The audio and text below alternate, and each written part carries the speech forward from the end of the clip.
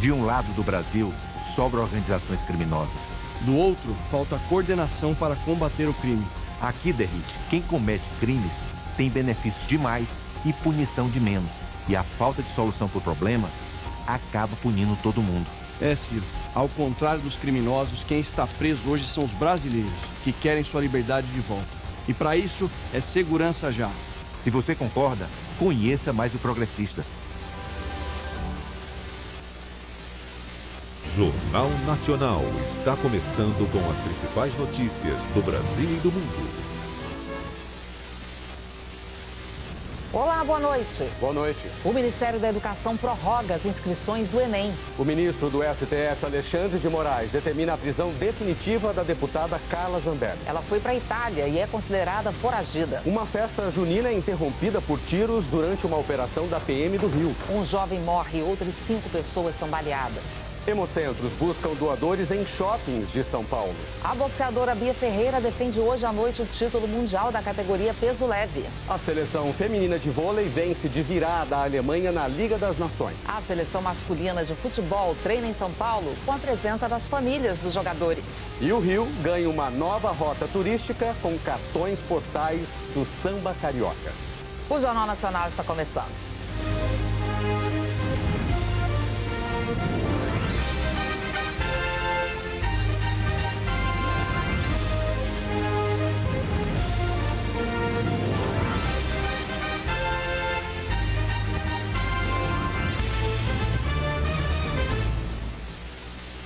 O Ministério da Educação prorrogou as inscrições para o Exame Nacional do Ensino Médio. A medida, segundo o MEC, é para dar mais tempo para quem deseja participar do Enem. A Fernanda está focada.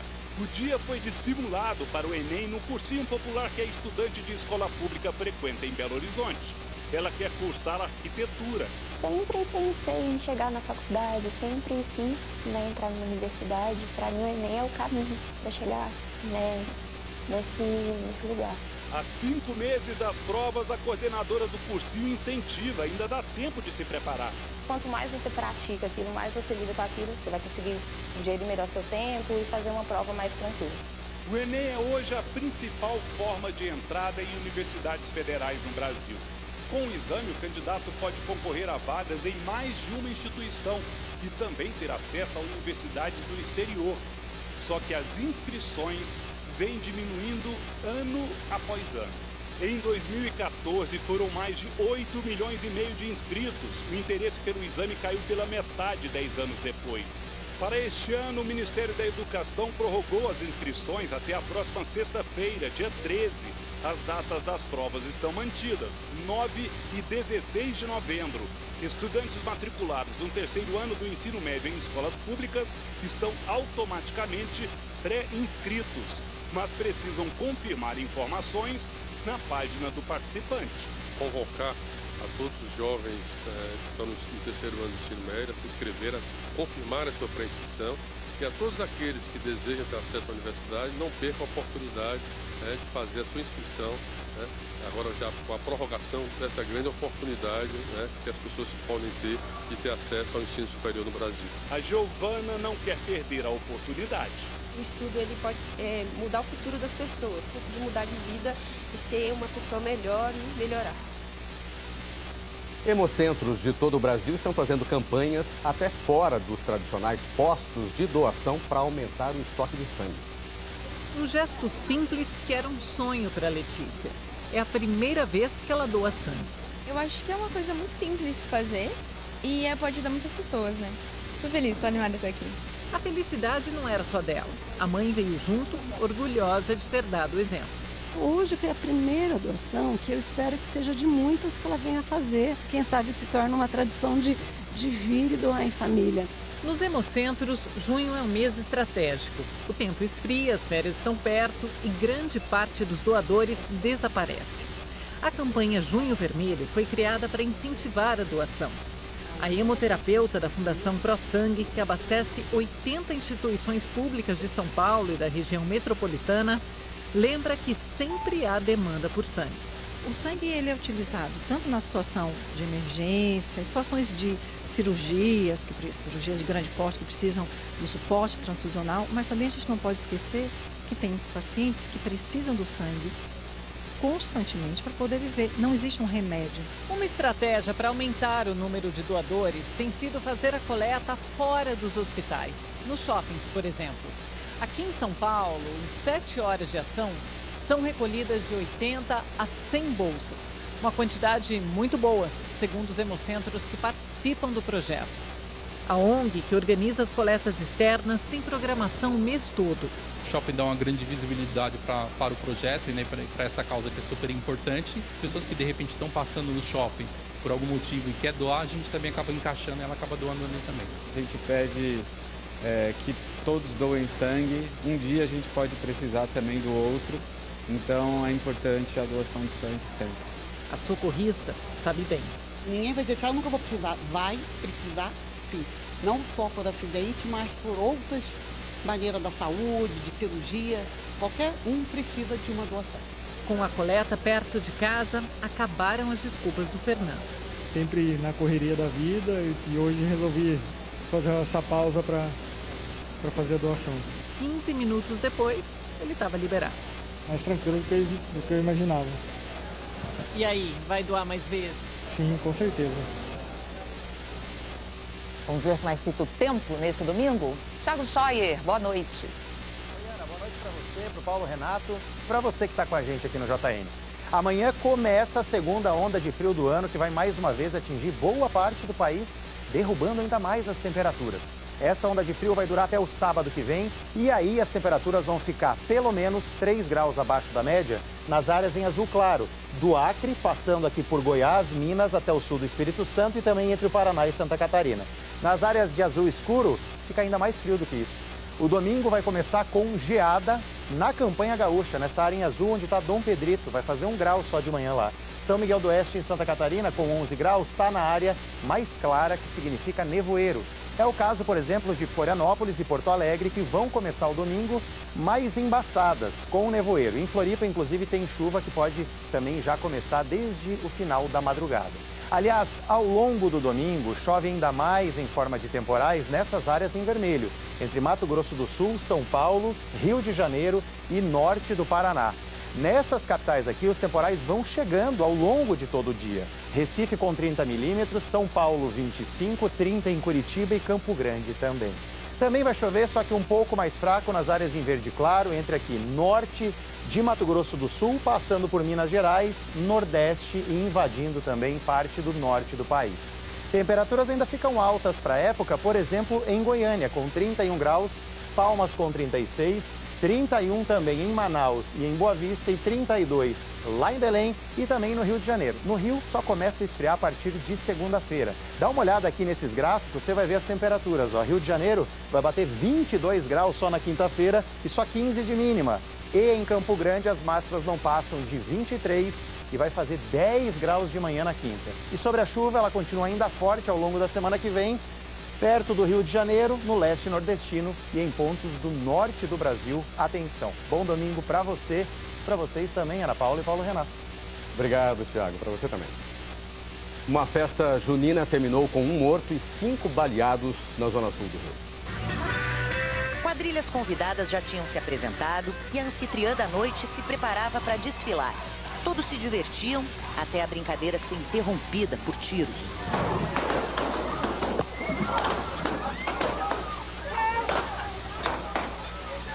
Policiais do Batalhão de Operações Especiais, o BOP, entraram no Morro Santo Amaro, na zona sul do Rio, de madrugada. Segundo a PM, bandidos armados circulavam no morro para se defender de um suposto ataque de criminosos rivais. A polícia diz que foi atacada e revidou. As armas dos PMs foram recolhidas. A corregedoria vai analisar as imagens das câmeras corporais. O office boy Eros Mendes, de 24 anos, foi atingido por 2 tiros. Do nada, a polícia chegou, teve uma troca de tiros e, infelizmente, eu tô aqui para dizer que o meu filho não sobreviveu. Outras 5 pessoas baleadas foram trazidas para este hospital no centro do Rio, uma delas em estado grave. Hoje à tarde, um adolescente de 16 anos que tinha acabado de dançar quadrilha quando foi atingido, recebeu alta. Emanuel levou um tiro nas costas. Saiu com a bala ainda alojada por decisão médica. Pra mim foi uma cena de filme, ver os caras na minha frente passando, ver o impacto nas minhas costas. As crianças sendo pisoteadas, aquelas pessoas desesperadas, sem saber o que fazer, muita gente. Pra mim, com 47 anos de idade, foi a pior cena que eu vivi na minha vida. O ministro Alexandre de Moraes, do Supremo Tribunal Federal, determinou a prisão definitiva da deputada Carla Zambelli, do PL. Ontem, a primeira turma do Supremo rejeitou os últimos recursos da deputada. Em maio, ela foi condenada a 10 anos de prisão por ataques ao sistema do Conselho Nacional de Justiça. O ministro também ordenou o envio da documentação para que o Ministério da Justiça formalize o pedido de extradição de Carla Zambelli. Ela deixou o Brasil depois da condenação e foi para a Itália. Por isso, passou a ser considerada foragida pela Justiça. Por fim, Alexandre de Moraes determinou que o presidente da Câmara seja comunicado da perda de mandato da parlamentar. Daqui a pouco, a Rússia e a Ucrânia voltam a trocar fortes ataques. O exército de Israel recupera o corpo de um refém tailandês durante uma operação na faixa de Gaza.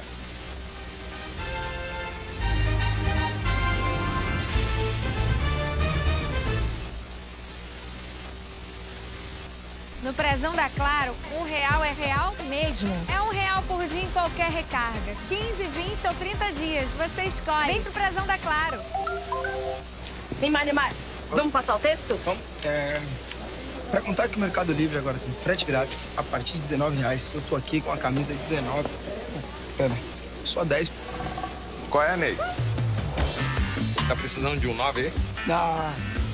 Aí é gol, né, Fernando? Agora o Mercado Livre tem frete grátis a partir de R$19. É 10 mais 9.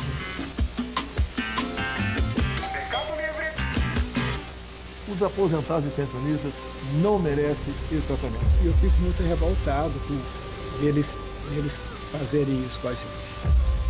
Para o PL, a aposentadoria é sagrada. Quem rouba, não cuida. Nós queremos, na CPMI, que o PT não assinou, esclarecer todos os assuntos. E mais ainda, cobrar de sindicatos e associações cada centavo surrupiado dos inativos e pensionistas. PL é 22. Tem uma novidade para você, empresário de Goiânia e região, que quer alavancar as suas vendas. Chegou o portal de negócios do Grupo Jaime Câmara. Nele, você descobre o melhor jeito de colocar a sua marca na mira do seu cliente, na TV, rádio, jornal ou digital. Sua escolha nunca foi tão fácil. Pronto para levar suas vendas ao próximo nível? Acesse negóciosjaimecâmara.com.br.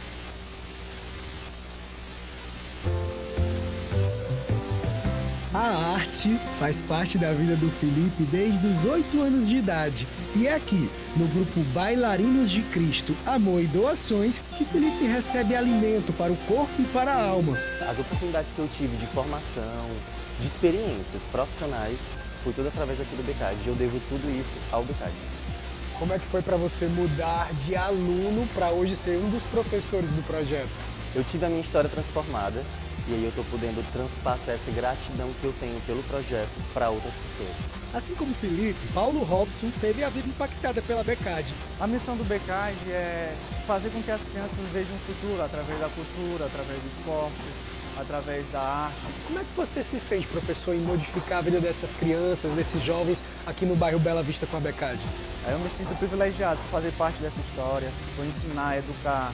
Eu me sinto agraciado por ser um professor deles, né? E aqui, ó, na BCAD, o dinheiro doado vai ajudar a transformar e dar oportunidade a esses jovens, além do investimento na compra de novos materiais para atender melhor os beneficiados. Essa doação, ela é destinada aos caminhos que de fato precisam. É incrível fazer parte dessa história. Doe o valor que quiser, que puder, pela chave Pix, esperanca@unesco.org o ano inteiro. Criança Esperança. Dê esperança a uma criança.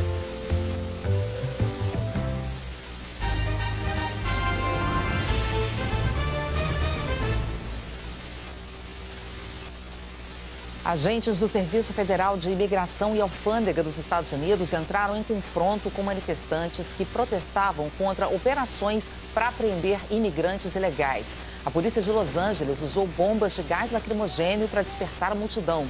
Os protestos começaram ontem à noite, depois que os agentes de imigração prenderam 44 pessoas na cidade. O chamado czar das fronteiras do governo americano, Tom Homan, disse que vai enviar a Guarda Nacional para Los Angeles. Nos primeiros 100 dias da gestão Trump, o governo americano prendeu, em média, 600 imigrantes por dia. O exército de Israel recuperou o corpo de um refém tailandês durante uma operação especial no sul da faixa de Gaza. Segundo o Ministério da Defesa, Natapong Pinta era trabalhador agrícola e morava em uma comunidade israelense perto de Gaza. Ele foi capturado por um grupo aliado aos terroristas do Hamas no ataque contra Israel em outubro de 2023.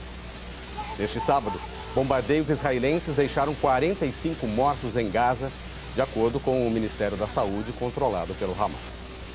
Rússia e Ucrânia trocaram fortes ataques na madrugada deste sábado. O exército russo fez um bombardeio com mísseis e drones contra Kharkiv. 3 pessoas morreram e 22 ficaram feridas. Segundo o prefeito, foi o maior ataque contra a segunda maior cidade ucraniana desde o início da guerra. Já um ataque ucraniano com drones deixou 2 feridos em Moscou. A Rússia também acusou a Ucrânia de adiar a troca de prisioneiros de guerra e de 6.000 corpos de soldados, mas Kiev negou. Durante a viagem à França, o presidente Lula sugeriu que outros países, com apoio da ONU, assumam a negociação de paz entre Rússia e Ucrânia. O presidente Lula disse que acredita que um acordo de cessar-fogo está próximo, mas que os 2 lados precisam ceder. Está mais próximo de um acordo do que parece. Por enquanto, eu acho que os 2 líderes têm dificuldade de explicar para o seu próprio povo os seus limites. O presidente sugeriu que outros países assumam a liderança da negociação. Como os 2 têm dificuldade, era preciso que um colegiado liderado pela ONU fizesse a proposta de bom senso para os 2. Não é nem 100% a posição do Zelensky, nem 100% a posição do Putin. É 100% aquilo que for possível. Sobre o acordo comercial entre a União Europeia e o Mercosul, prometeu que vai concluí-lo nos próximos 6 meses e destacou que é preciso fazer isso de forma coletiva. Ele não é entre Brasil e França. É um acordo entre União Europeia e Mercosul, que envolve uma somatória de 31 países. Então, o companheiro Macron, se tem algum problema que ele acha que fere os pequenos produtores franceses, eu acho que o negociador do Macron na União Europeia deve fazer a proposta, porque ele se queixa do acordo firmado. A próxima etapa da viagem é aqui na cidade de Nice, que agora recebe a Conferência dos Oceanos da ONU. A comitiva brasileira vai cobrar das nações ricas o dinheiro prometido no Acordo de Paris para financiar os projetos climáticos. Essa é uma das grandes preocupações da COP30 no Brasil, a questão do financiamento que não foi resolvida na COP anterior no Azerbaijão. A ministra do Meio Ambiente, Marina Silva, que também está na França, disse que é preciso insistir na meta prevista de 1 trilhão e 300 bilhões de dólares por ano. Essa é uma questão que atravessa todos os diálogos, porque é uma questão transversal. E a senhora está otimista que na COP do Brasil a gente vai atingir esse patamar de 1,3 trilhão? Vamos persistir, não tem outro caminho. Esse é o momento de fortalecer a cooperação, viabilizar os recursos financeiros, os recursos tecnológicos, para que a gente possa fazer uma transição justa e planejada, sem os efeitos indesejáveis dessa transição. Os próximos dias serão decisivos para a definição de medidas que substituirão o aumento do imposto sobre operações financeiras, o IOF. Após reações negativas no Congresso, o governo vai apresentar amanhã a líderes partidários alternativas à alta do imposto. Há também uma discussão sobre renúncias fiscais concedidas pelo governo, que neste ano deve passar de R$500 bilhão. Mas um projeto para reduzir esses incentivos está parado no Congresso desde 2021. A renúncia fiscal permite a determinadas empresas e pessoas físicas pagar menos imposto. É uma política para estimular o desenvolvimento de setores estratégicos ou de regiões no país. Caso da Zona Franca de Manaus, do Simples Nacional e do Programa Emergencial de Retomada do Setor de Eventos. Segundo a Constituição, uma lei complementar definiria regras para avaliação periódica das renúncias. Mas essa revisão nunca foi feita.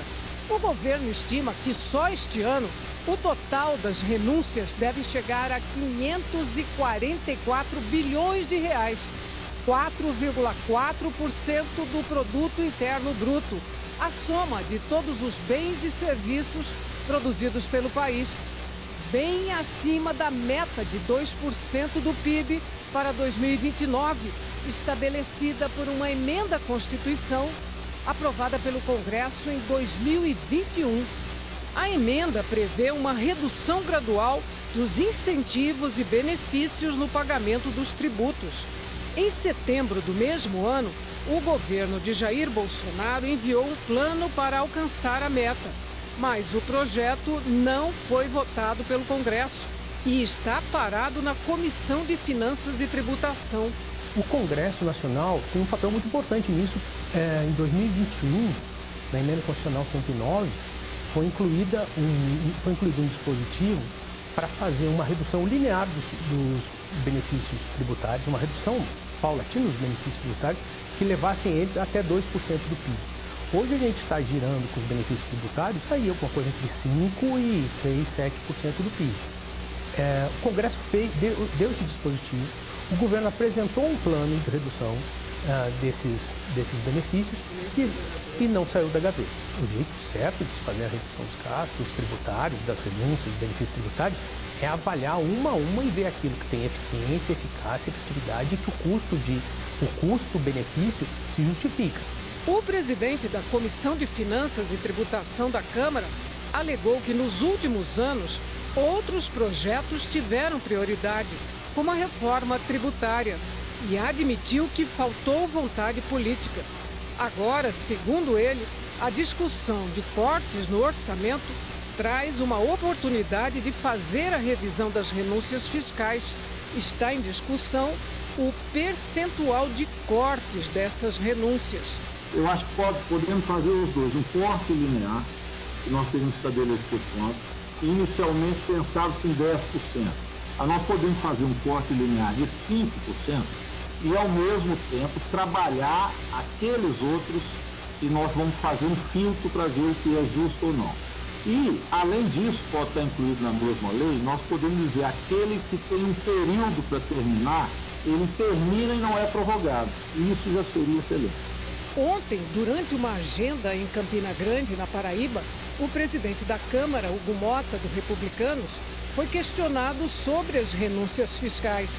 O Brasil tem mais de 600 bilhões de reais por ano em renúncia fiscal. E não há um acompanhamento, primeiro, da efetividade dessas renúncias. Se elas estão conseguindo retribuir ao Estado, retribuir à população brasileira esse incentivo que foi dado. E segundo, é um valor que está completamente acima daquilo que é praticado mundialmente e completamente acima daquilo que é suportável para o nosso país.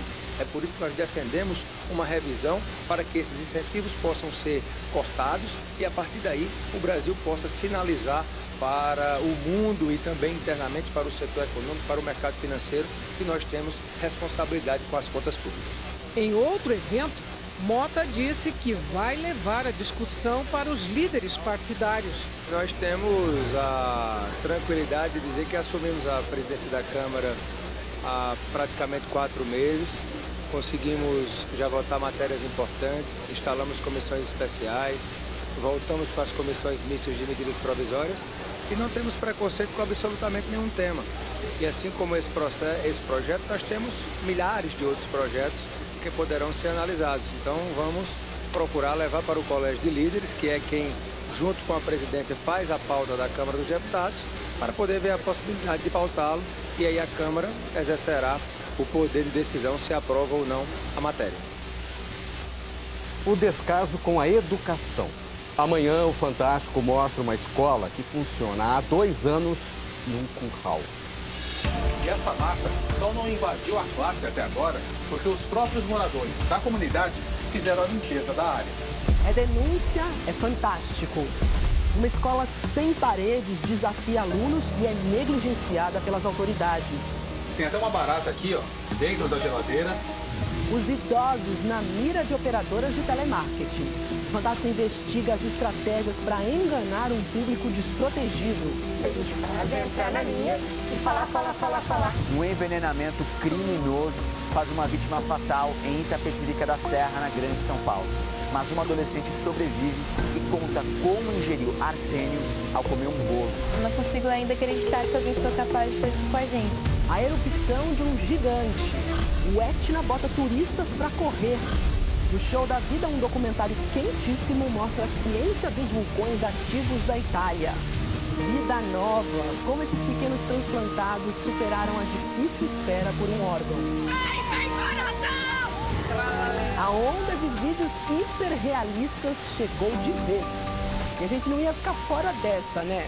Eu sou Marisa Maior e não existo de carne e osso, tá? É depois do Domingão com o Hulk. A gente se vê.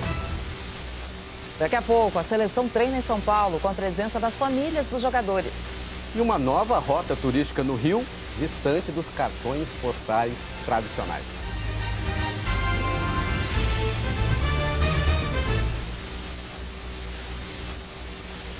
Você se decepcionou com a situação do Brasil, se perdeu a esperança e acha que tudo está caro demais e as coisas estão indo por rumo errado? Você não está só. Mas agora, filho, nós temos que acreditar na hora da virada. Nós, do Progressistas, defendemos o choque de prosperidade. Uma grande transformação para o Brasil ser tudo o que pode ser. Se você acredita que ainda tem jeito, você é um progressista. Vem com a gente.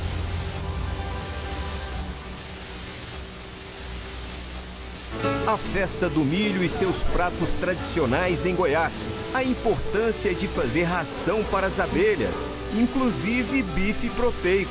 Como reverter o impacto do desmatamento na bacia do Rio Araguaia. Um programa que está apostando no plantio de mudas nas fazendas. Nascentes que tinham secado, agora estão assim, recuperadas. É domingo no Jornal do Campo. Duas pessoas com deficiência encantadas com suas fotos de infância projetadas na parede.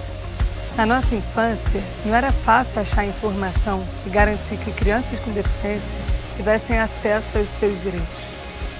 Estamos aqui para dizer que existem redes de apoio, inclusive com informações sobre escolas que promovem o desenvolvimento de crianças com qualquer tipo de deficiência. Saiba mais em diversa.org.br.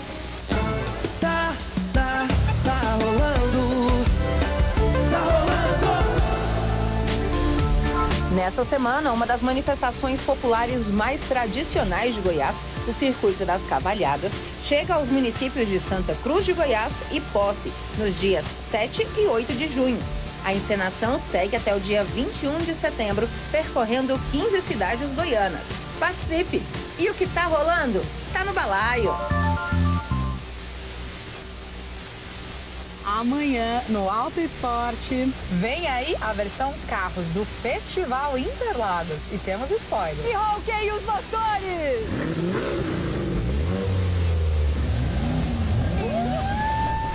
Guito, o Tibério de Pantanal e a sua inseparável rural. Eu durmo nela quando preciso, comporta qualquer motor, é fácil de fazer adaptação e é 4x4, né?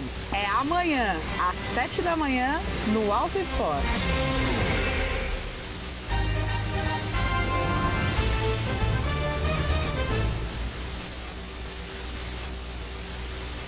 Um tradicional bairro do subúrbio do Rio entrou para a lista oficial de pontos turísticos da cidade.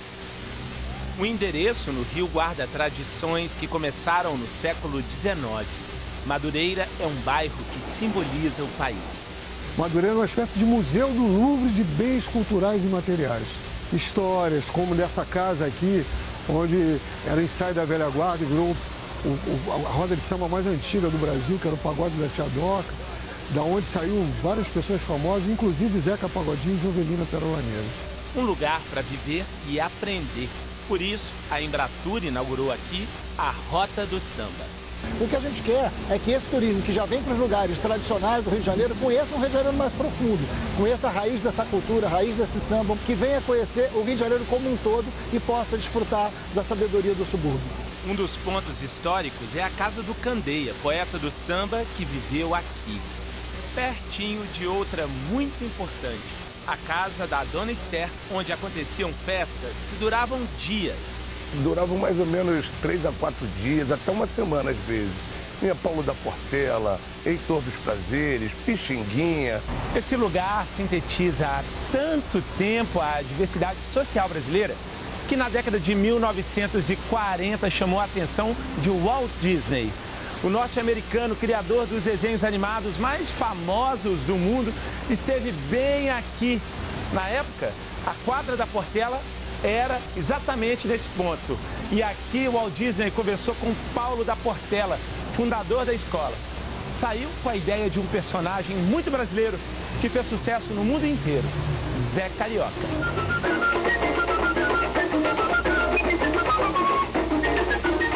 Isso tudo com uma gente que reverencia o passado, celebra o presente e constrói o futuro, cantando. Os jogadores da seleção brasileira treinaram em boa companhia hoje em São Paulo, na preparação para o jogo contra o Paraguai pelas eliminatórias da Copa. Trabalhar com a família e os amigos por perto é o que se pode chamar de jogar em casa. Num treino que teve outro convidado especial. O ex-treinador da seleção, Dorival Júnior, agora no Corinthians, abriu as portas do clube e foi cumprimentar o sucessor no cargo. E de boné para trás e brincando com o pessoal da comissão técnica, mostrou que o controle de bola já não é o mesmo dos tempos de bom meio-campo que foi. Depois da estreia lá no Equador, será o encontro do torcedor brasileiro com o novo técnico da seleção. Para os jogadores que ainda não tinham trabalhado com Carlo Ancelotti, a primeira impressão foi a melhor possível. Me chama a atenção a simplicidade dele, com que ele expressa as ideias, muito simples, objetivo, né, muito claro nas suas ideias de que tipo de time ele quer, e isso facilita para os jogadores na compreensão. Depois do empate contra o Equador, uma vitória sobre o Paraguai em São Paulo na terça-feira pode classificar o Brasil, se combinada com uma derrota da Venezuela para o Uruguai, dando mais tranquilidade para a curta sequência de jogos até a Copa do Mundo do ano que vem.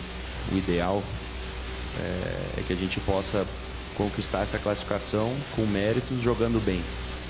Depois de cumprir suspensão, Rafinha, artilheiro do time nas eliminatórias, está de volta.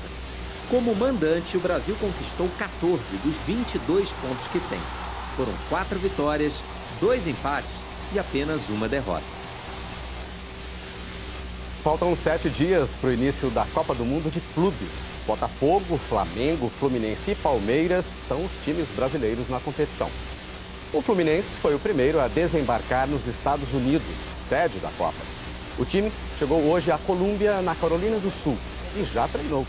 A estreia do Fluminense será no dia 17, contra o Borussia Dortmund, da Alemanha. Jogo com transmissão da Globo. No Brasileirão Feminino, o líder Cruzeiro goleou o 3B da Amazônia.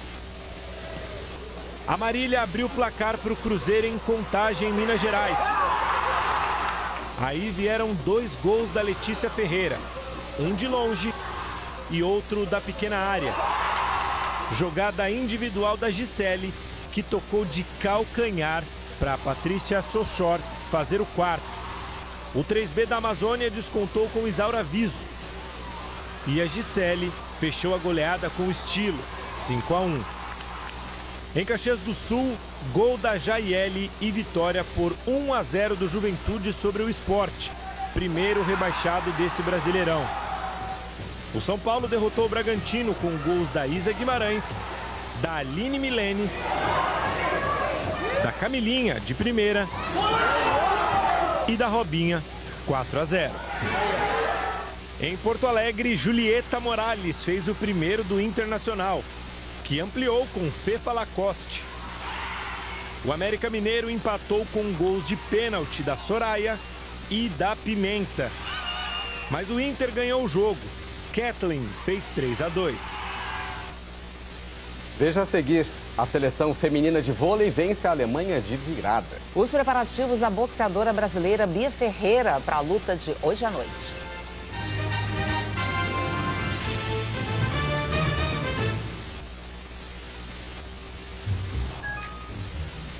A Mari queria fazer do seu carregador durar para sempre, mas não rolou, né? Na Amazon tem ofertas do dia com até 40% de desconto. Amazon, cada oferta um sorriso. É tempo de Vegas, é tempo de MGM do Milhão.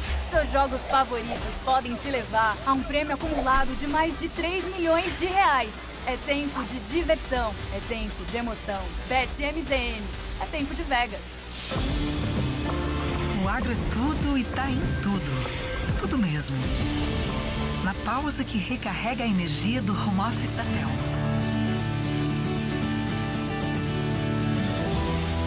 O prazo final de um projeto pede inspiração e ela encontra no café especial do Armazém do Augusto.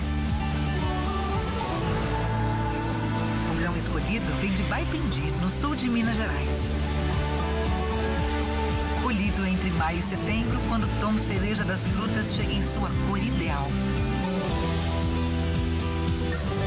Das mudas à torra, meses de cuidado fazem o café arábica da produção familiar do Samuel aquecer as tardes da Telma. Tá na nossa vida, tá na nossa gente. Agro, de gente pra gente. Apoio Volkswagen é agro. Confiança e robustez que valem mais. Hoje, em Vale Tudo, Leila e Marco Aurélio estão deixando tudo fluir. Que bom que você vê. Já o clima entre Celina e Esteban, alguém faz questão de estragar. Você não vai investigar a minha família para saber se eu sou rico? Claro que não. Então, se você não sabia, a sua irmã teve essa iniciativa sozinha. A Odete mandou investigar essa família. Hoje, vale tudo.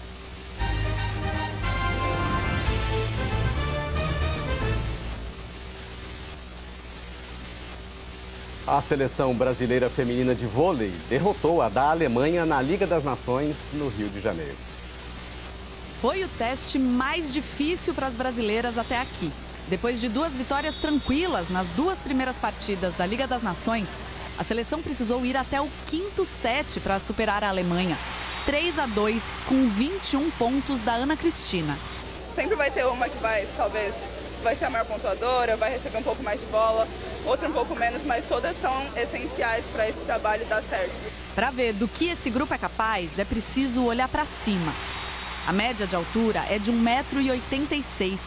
Mais da metade das convocadas por José Roberto Guimarães para essa etapa do torneio tem pelo menos 1,90 m. Casos de Giovana e Luzia, que entraram durante a partida de hoje e fizeram a diferença. É a nova geração, né? Acho que é importante demais, principalmente porque as outras equipes também, a estatura das atletas está gigante, tem seleções aí com maiores que a gente.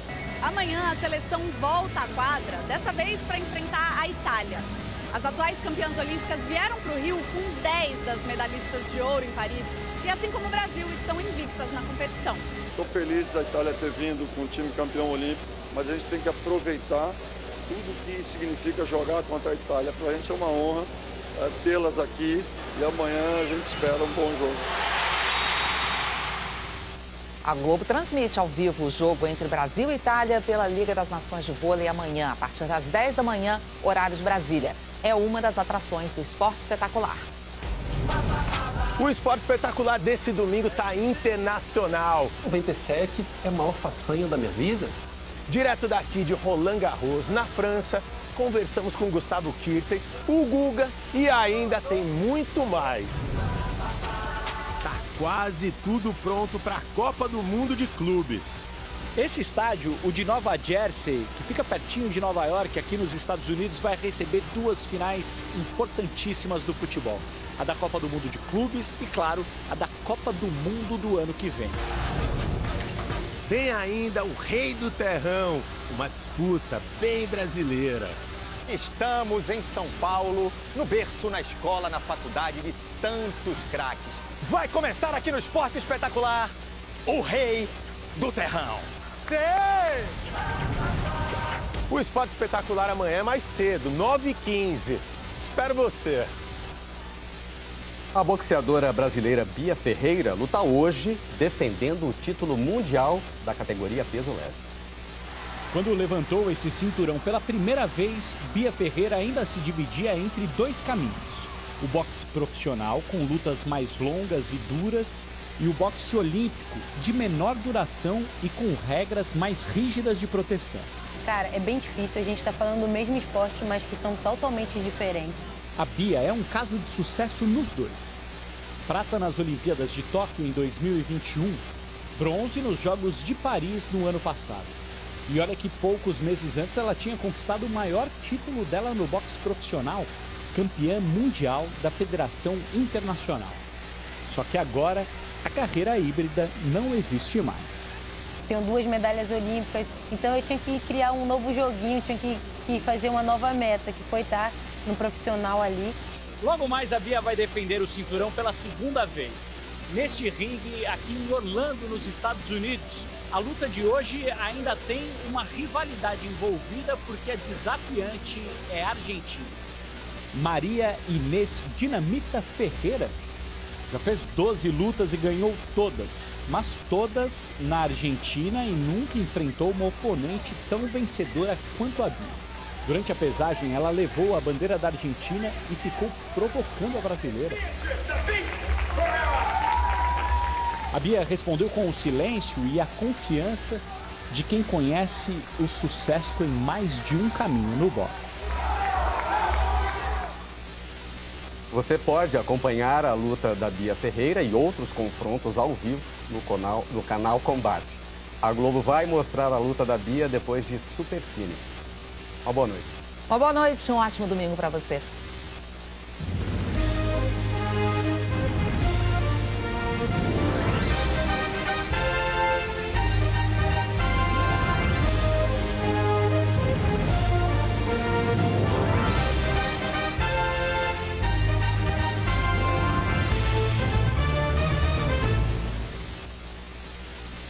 Jornal Nacional. Oferecimento Nubank, um cartão que faz mais por você. De um lado do Brasil, sobram organizações criminosas. Do outro, falta coordenação para combater o crime. Aqui, Derrite, quem comete crimes tem benefícios de mais e punição de menos. E a falta de solução para o problema acaba punindo todo mundo. É, Ciro. Ao contrário dos criminosos, quem está preso hoje são os brasileiros, que querem sua liberdade de volta. E para isso, é segurança já. Se você concorda, conheça mais o Progressistas. Vale tudo. Oferecimento Itaú. Vem aí a nova série Tá Feito com Fernanda Torres. No capítulo anterior. Fátima, tá tudo no esquema. O dinheiro tá na mão, o jatinho tá na mão. Entrar no jatinho e começar a vida nova.